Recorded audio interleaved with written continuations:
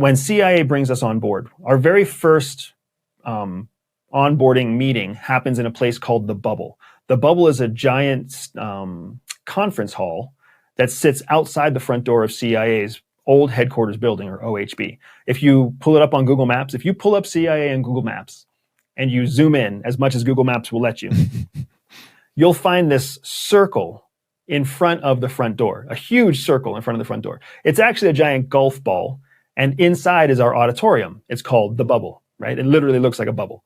Anyways, we're inside the Bubble for our first kind of onboarding session.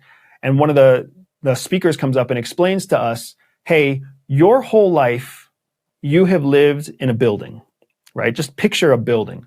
What I call it is a shed. Picture like a backyard shed full of cobwebs. It's old and busted. It's been beaten down by the weather. You're inside this shed, and it's all you've ever known. It keeps you dry. It keeps you warm against extreme cold. It keeps you cool against extreme heat. But it only has like 3 windows, right? And each of those 3 windows has been faded with age. So when you look through the window, you can see that there's a world outside.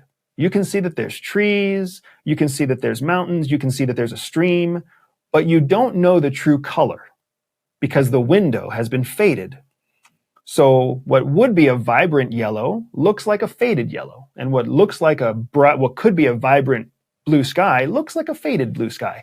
But you're inside this shed, and it's all you've ever known. The vast majority of people look through the window, and they're satisfied.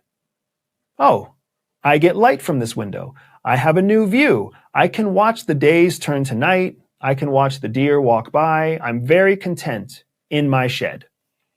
But for a few of us, we're like, what does that look like on the other side of the window? What does it feel like out there? Even if it is colder than it is in here, even if it is hotter than it is in here, I want to know the truth.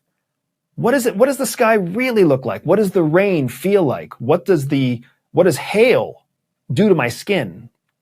And for those people, we want out of the shed. But the problem is that the shed is packed with people. So just because you want out doesn't mean that the other people are going to give you space to get to the door. So if you really want to get out of the shed, you either have to fight your way through all those people to get to the door, fight your way past the people who are trying to keep the door shut. It's a fight to get out the door of the shed because nobody else wants to leave.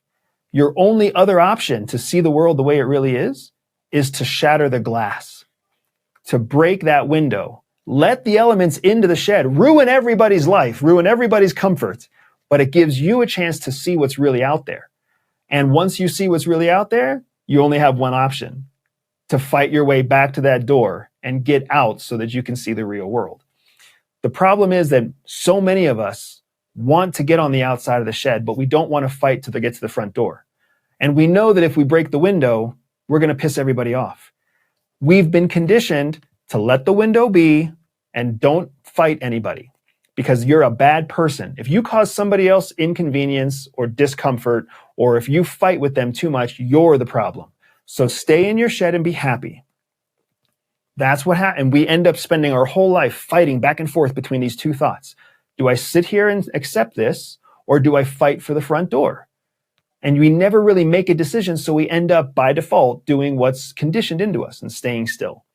But for some of us, we break through the window. We piss everybody off. We fight for the front door, because what really happens is once you piss everybody off, they want you the fuck out of the shed anyways. So break the window, part the seas, and get outside, and then be ready.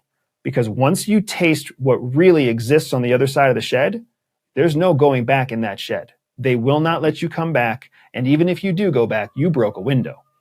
So it's better to figure it out after that. Be ready for the ride of a lifetime, because you're going to be colder and wetter than you've ever been. But you're also going to see more than just what you saw through that window, and you're going to have more opportunity to find what really exists in the world. So you're saying you got kicked out of the CIA? Yeah, for all intents and purposes, I kicked myself out of CIA. That's right. They're not having me back. That's right. Yeah. You're like, I broke the windows in that golf ball building, and they didn't let me back in.